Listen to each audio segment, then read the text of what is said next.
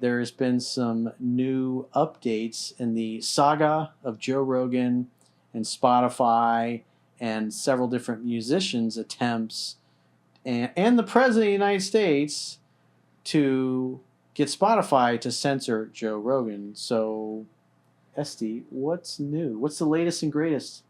Well, here's the latest. So on Wednesday, the White House seemed to support to censor Joe Rogan's podcast. Now, the White House press secretary Jen Psaki, she called Spotify out to do more in the fight, which meant against COVID-19 misinformation. So this is... You mean the misinformation that they're putting out or that they claim Joe Rogan's putting out? The misinformation that Joe Rogan's is putting out. That they claim Joe Rogan is putting out. Yes, it's a claim. That's what they claim. It's a claim. Yes. Is it? Yeah. They're claiming he's putting out I'm scared with the Wait, real quick, can I ask what kind of content does he have? So Joe Rogan had, he interviews MMA guys, Elon Musk, just important doctors. Like the two in question that they were most upset about was Dr. Peter McCullough and Dr. Malone. I believe it was Dr. Malone was the one. He was the guy that invented the mRNA technology. He's got I think 9 patents on the technology. So he was the guy that created the stuff that all the vaccines, at least the Moderna version of the vaccines, is based upon. So if you're going to interview somebody about that kind of vaccine, probably the guy that invented the shit is probably who you'd want to interview. Mm-hmm. So they interviewed him, and he had his opinions, and they were, and his experience, and they were against what a lot of what you hear in the mainstream narrative is. And same thing with Dr. McCullough. He had, and he's this guy, between those two guys, they have more scientific papers they've been written up in and written about, peer-reviewed studies, they're, in essence, they're as the top of the food chain in their field. Okay. But the problem is that what they said based on their experience and their expertise is different than what everybody else maintains. And so they're saying, well, these people basically shouldn't be allowed to speak, because I think one of them was banned on Twitter, or maybe they both were banned on Twitter at some point for what they said for medical misinformation, but they're doctors. Twitter's not a doctor. Were they speaking their opinion? They were speaking based on their experience. Because again, the one guy is he created the technology that all these vaccines are based on, at least the mRNA stuff.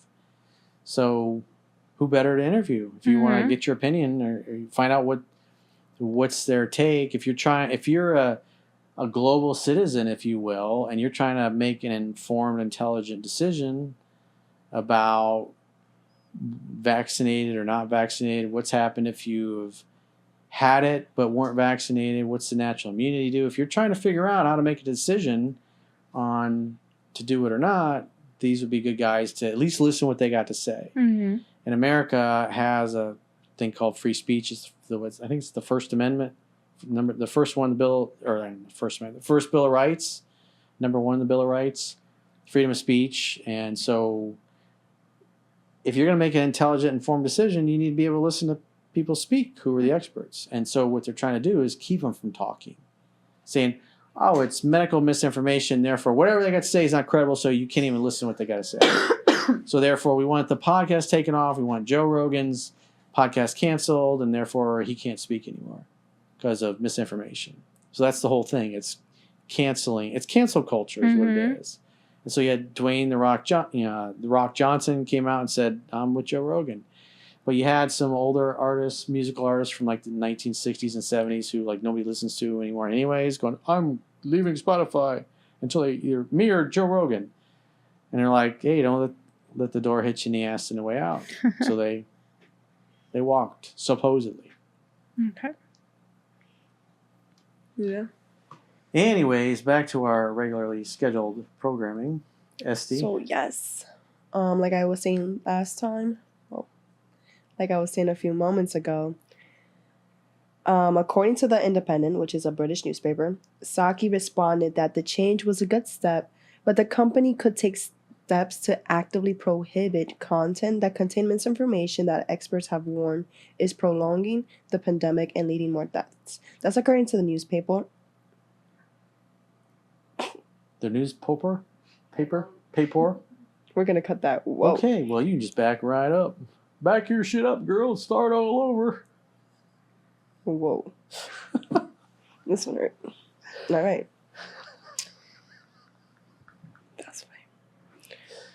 So, according to The Independent, which is a British newspaper, Saki responded that the change was a good step, but that the company could take steps to actively prohibit content that contained misinformation that experts have warned is prolonging the pandemic and leading to more deaths.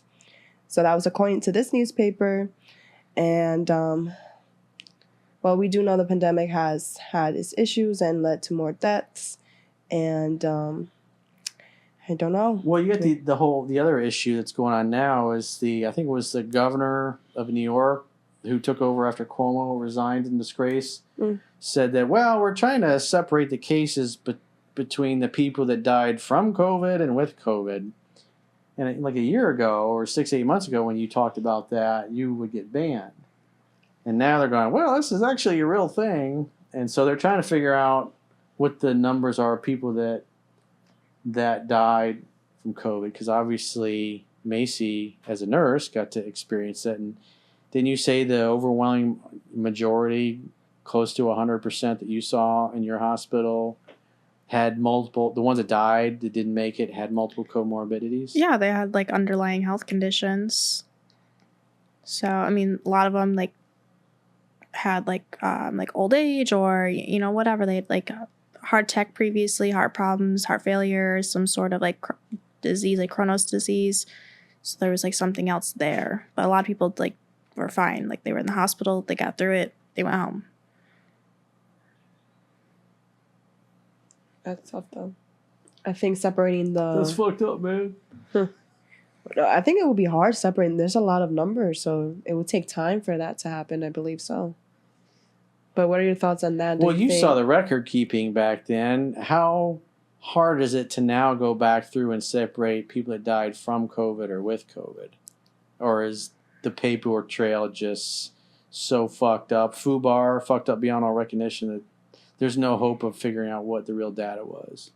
I mean, there's definitely a paper trail. I just think it's going to take a lot of time because each like patient file is like, for the ER, like the files are like, you know, just like 20 pages. So then you're talking admission for someone who's sick enough to like pass away. That file is going to be pretty large, especially if they've been there for a couple days, couple weeks, maybe even a month.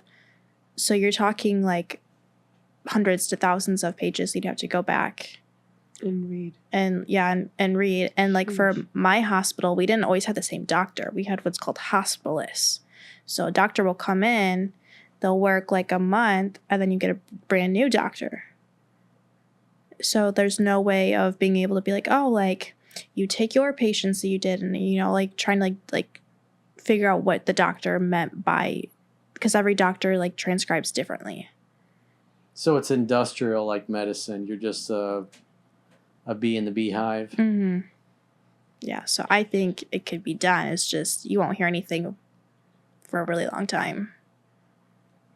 The Joe Rogan's podcast, we have seen in the few days that new stars are following Neil Young's footsteps in removing their music from Spotify. So we have Joni Mitchell, who was big back in like the 1960s, and she was the first to ask her music to be removed. And this happened on January 31st. Sure, lots of people were listening to her music. I mean, that's pretty cool. Niles Lofgren, the guitarist for Bruce Springsteen. E Street Band. He also I'd never heard the name, and you know, I'm sure his music is really tragically going to be missed because he has such a huge audience on Spotify. Oh my god, that's just that's just a human tragedy of epic proportions. And we have Barbara Streisand. Do you even know who Barbara Streisand is? I've seen her, but I never really heard her music. Babs is? I call her Babs. Never followed it. Yeah, exactly. What?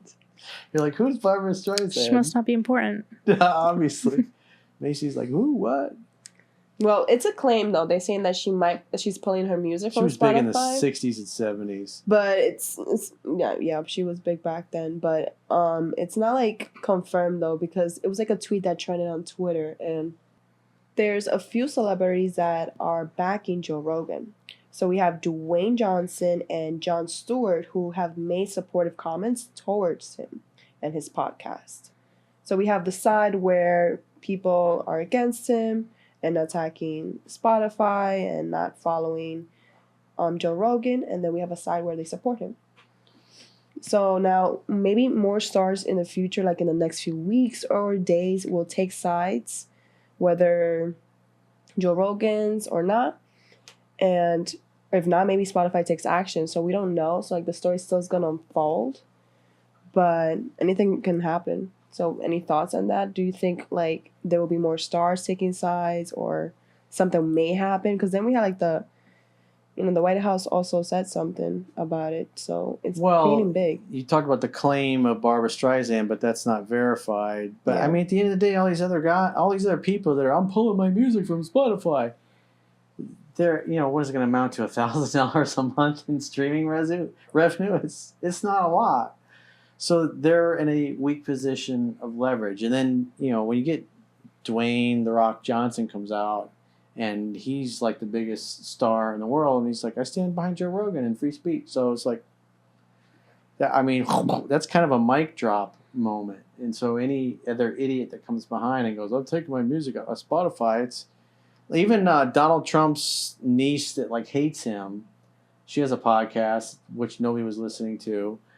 And she even admits that, it's not going to matter if I take it. But but they talk about her because she's related to Trump. Mm-hmm. So at the end of the day, for her, that's good publicity. Because all she has to do is go back on Spotify, if she even ever takes her stuff off of there, and add it back.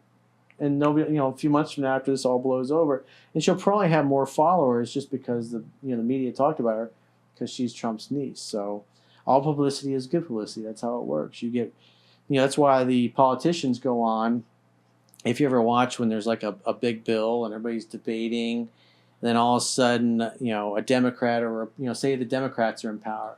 You have one or two Democrats come out and go, well, I'm not really so sure I'm going to vote for this thing. And the margin is so close that they need that person's vote. And so, and then it's all over the news that, oh my God, the bill's not going to pass. And so that person gets like a good position of leverage that the media gives them. Mm-hmm. And all they're really doing is saying that they're contrary and they're probably not going to support it because it's leverage. They want something for themselves. Oh, we'll throw, $10 million in there for this rec center in one of your cities that you promised the constituents that you would get or whatever. And so it's just all negotiation. But at the end of the day, they still vote with them. And what that does is it gets them national media attention. So it raises their profile from just a local area where they come from to now nationally. People see them in the news and they're like, why is that person not voting for this? They're a Democrat. They should vote for this. And they, or if it's a Republican-controlled Congress and there's a key Republican going, I'm not voting for this. They get all over TV. And all it is they get free advertising for their re-election campaign. That's all it is. Because what happens is a few days or a week or so later, they end up caving and voting for it anyways. And so that's how it works. You get free. It's just like whether it's social media or whatever, you say something that's agitating or that causes people to go, what? I can't believe it. And people tune in and you get free advertising, you get free marketing. So that's how Trump was a master of that. He would say something that he knew the media would go berserk over, and then everybody would be talking about it. And at the end of the day, what you observe, you participate in. So he would say something that's kind of outrageous and ridiculous or hyperbole. Everybody would talk about it. And so all the attention would be on him. And they'd be like, how can you say this? And then they would put the mic in his face. And then he would say what he really wanted to say, unfiltered, right to the voter. He was an absolute genius and master at just always grabbing the microphone and being able to get his message across. And that's, all the politicians do that. Well, just like the Spotify thing, all these, Neil Young, Joni Mitchell, this is the most anybody's ever talked about these people in decades. I didn't know who they were. Yeah, now you know who they are because you've heard of them. That's the whole point. They get publicity for going, I'm going to leave.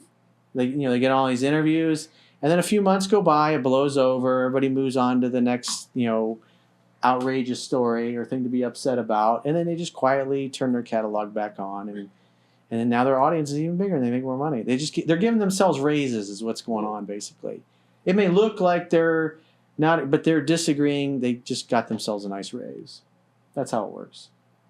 So at the end of the day, you look at like Neil Young. Now he just got because of his little parade in front of the cameras and I'm against this. I'm pulling my catalog. He got a nice deal. He got in other words, he negotiated himself a nice big fat payday from Amazon. So he was able to monetize his outrage or his fake outrage. Because I mean, quite frankly, you can go back and there's pictures of Neil Young in Trump's office shaking hands and very happy to be there because of the publicity that Neil Young got by hanging out with Donald Trump. That's how it all works. Even when you say, I'm against this, you're really just trying to get free advertising and free marketing. And it worked brilliantly. I mean, Neil Young he got himself a fat payday. Everybody's talking about him. Now you guys you had no idea who the fuck these people were. Now you know. Mm-hmm. Now you've heard their name. That's how it works. So at the end of the day, you look at somebody like Neil Young or Joni Mitchell, one-time, big-time famous people, they're significance fucks. So they need to fulfill one of the 6 human needs, which is significance, meaning my life matters, it's important, I matter, my existence matters.